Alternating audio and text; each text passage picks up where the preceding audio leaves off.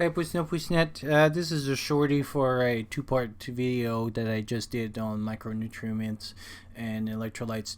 The first part will be the 4 minute that I already mentioned, but basically down you'll see a list, a link, and this is what you're going to find. It has all the best. It's a great presentation. I've learned tons, and there's great image and stuff.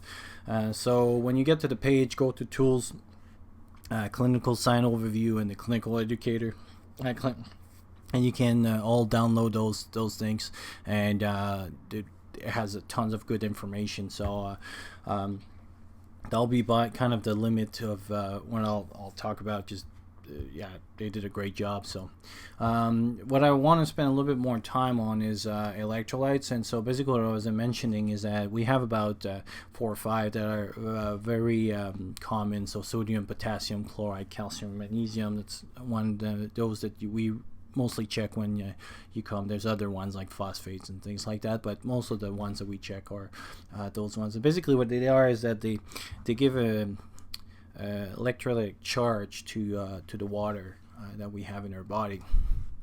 And one concept I wanted to talk about, and you can listen on the bigger if you want to spend more time, but basically it's the concept of osmotic pressure. And so basically what it means is that so if you look, normal cell is the picture A. So basically there's as much salt inside the cell than outside the cell, and so the water kind of stays in neutral because the water kind of comes in and out, but because it's power. On the B side, if you see, there's less little yellow stuff, and so basically the water is, so the concentration is higher in the cell, so all the water is going to go into the cell and the cell swell.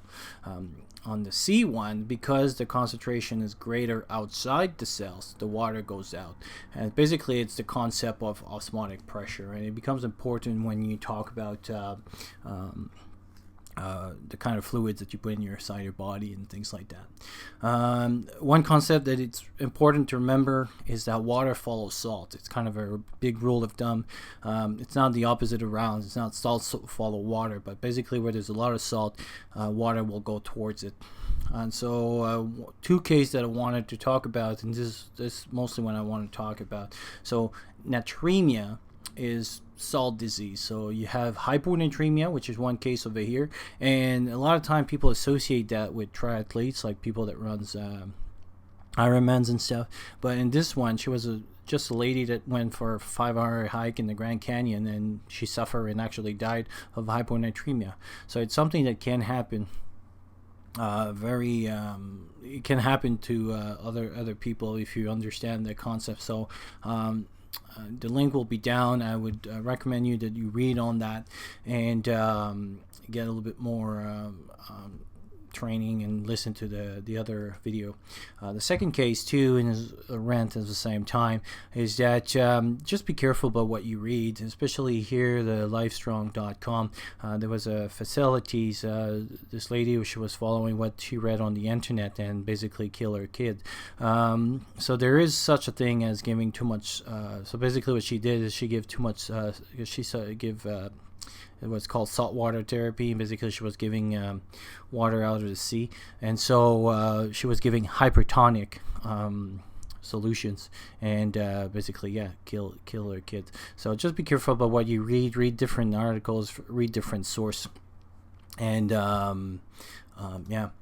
so when it comes to fluid, it's to have a right balance. And the reason that I put that here is the hypotonic versus hypertonic. And there'll be a link down on the famous fleet enema if you're on an island or something, should I give that and stuff. And so I thought it was interesting. But hypotonic is one concern that I can have as well on those water that we have, like those that you can put shelf life for 25 years and stuff, because they're removal of all their electrolytes, minerals, and everything. And so if you drink too many of those, you could go into hyponatremia because they are hypotonic, because they're pure water. So water itself is what we call H2O. But when we say we're drinking water, there's minerals in there, there's electrolytes, there's other stuff, there's impurities. And sometimes, yes, I know we want to kill the bad stuff, like the bacteria and stuff.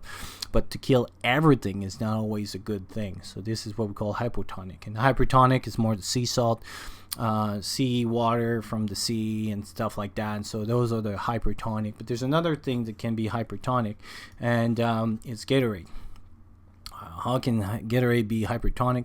Well, there's not just salt that creates increased osmolarity, sugar as well. And Gatorade has a very high concentration of sugar compared to the fluid that it should have. So this is where I compare it here to Pedialyte. And again, you can go see the longer video. But if you have anybody that is dehydrated or have any complication, I would go towards the Pedialyte or other things that are more well balanced, so like the advanced medical kit, little pouch and stuff like that, or the recipes sometimes you found on the internet and stuff. They say exactly how to mix, but there's a concentration that you need to have, and too much sugar like in Gatorade actually can get you more dehydrated because of that osmotic pressure.